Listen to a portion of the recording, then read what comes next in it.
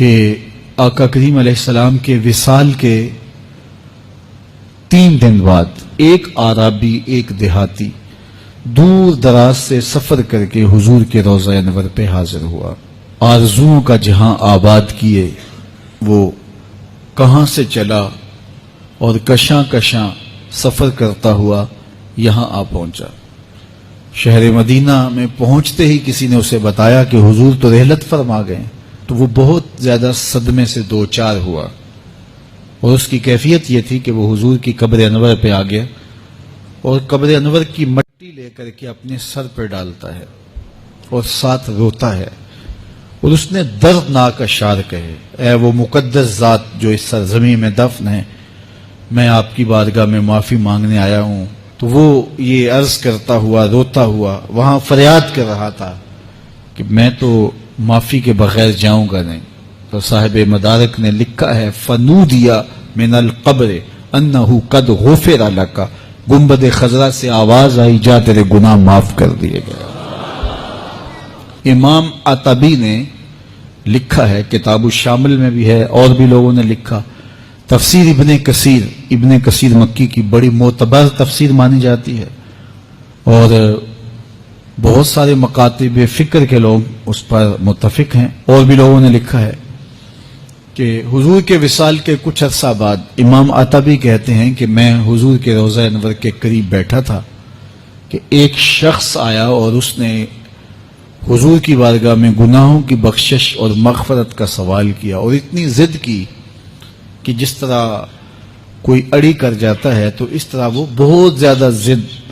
کرتا تھا اور بار بار کہتا تھا، یہ تو مستغفرا لذنبی، میں اپنے گناہوں کی بخشش و مغفرت کے لیے آیا ہوں اور اس کے بغیر نہیں جاؤں گا۔ تو وہ اس طرح بات کر رہا تھا۔ تو امام عطبی کہتے ہیں کہ وہ چلا گیا تو میری آنکھ لگ گئی، جب آنکھ لگی تو حضور کی مجھے زیارت نصیب ہوئی، اور آقا کریم نے فرمایا، قم یا عطبی، اے عطبی اٹھو